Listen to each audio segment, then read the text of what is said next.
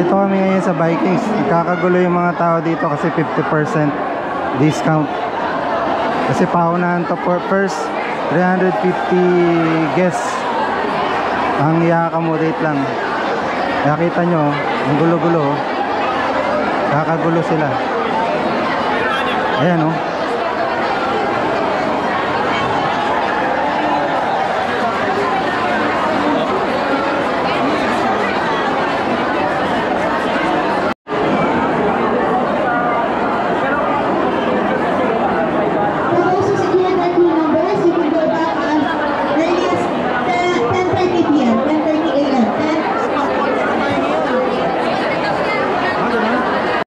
Hi guys, so sa video na to ipapakita ko sa inyo naging experience namin sa first day opening ng Vikings sa Fairview Terraces. So stay tuned!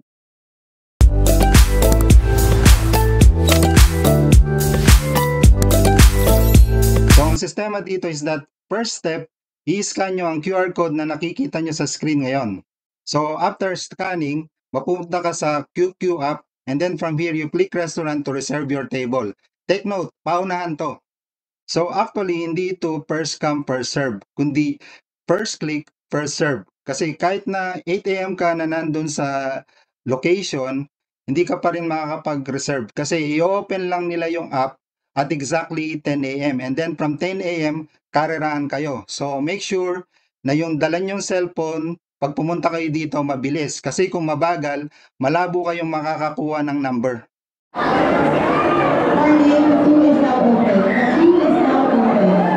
Oo na, 15 tayo. Good! Yes! Nakakuha kami ng... Pakita mo. Yun, nakakuha kami ng 15. Slot 15. Good. Waiting number 14 under Kyle. Waiting number 14 under Sir. Tawag na kami. Good afternoon po. Good morning. Ito. Waiting number 15 Pakita mo. under Enjoy. Waiting number 50 under Enjoy. Pasok na kami sa wakas. Waiting number 50 under Enjoy. Waiting Under Sir Kyle po. Ha? Kyle po. Ano? Kyle Allegado. Hindi, 14 kami. And calling your waiting number 50 Wait lang po, under Enjoy. Waiting number 16 under Glenn. Nagbagata. Waiting 16 under Bill. Calling for waiting number 16 under... Pasok po ang 14 po siya. 14 na. Kyle Allegado. Kyle. Hindi po siya. 16 po kayo, sir. 16. Ito kayo, sir. Bill? Bill po ba? Ito pala yung weight. Yes. Yung number pala tayo. Mali pala. Sorry, nagkamali. Naguluhan ba kayo? Kami rin.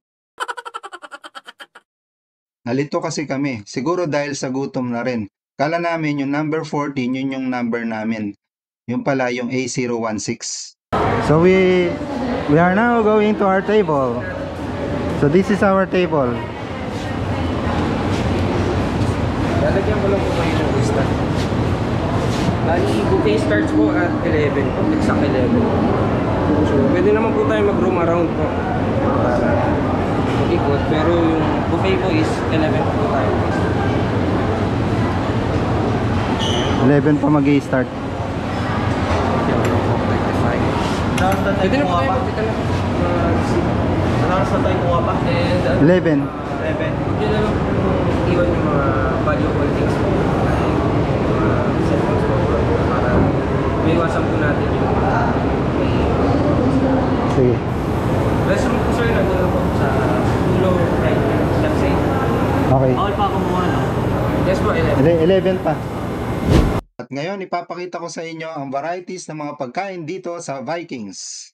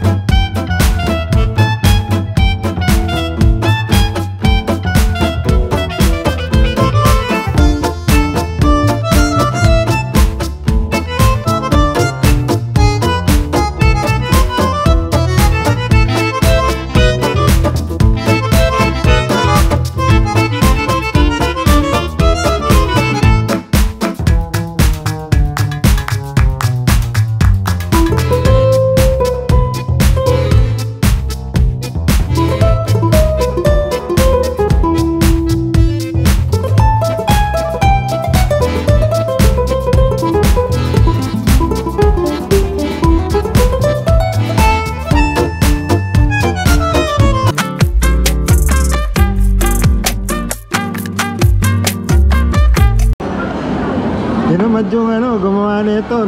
Latte dapat to eh. Ginawa cappuccino. Walang design. Ginawa na lang cappuccino, no? At kapag birthday mo dito, babatiin ka ng masayang Happy birthday to you.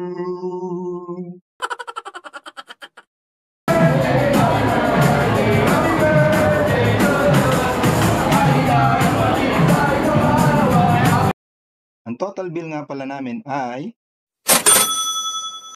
1,230 for 2 packs na yan kasi 50% discount sila ngayon. Well, okay naman ang experience dito. Mababait and very supportive ang mga staffs nila. I-assist ka talaga kahit sobrang dami ng tao. Pero sa tanong na kung sulit ba? Well, it depends kung gaano ka kalakas kumain. Kung mahina kang kumain, I think hindi siya sulit. So, I suggest bago ka pumunta dito is nakapag-fasting ka ng at least mga 8 hours maybe. Pero kahit gaano ka man kalakas kumain, I think hindi mo kayang kainin lahat ng pagkain dito. So, dapat maging wise ka sa pagpili ng kakainin mo. Dapat ang kakainin mo yung mga mamahalin like grilled tuna, steak, lechon, special beef. Basta yung mga pagkain na hindi mo madalas kainin kasi nga mahal. Huwag yung kalabasa. Joke lang yun ha. Baka ma-offend yung mga vegetarian dyan. Ang point ko lang naman is maging sulit ang kinain mo. So kung nagustuhan mo ang video na to, baka naman pwedeng paki-like and share mo rin sa mga friends mo. Baka magustuhan din nila. At kung interesado ka sa mga ganitong topic like travel, food, hotel, and staycation, consider mo rin mag-subscribe para updated ka sa mga future videos na i-upload ko.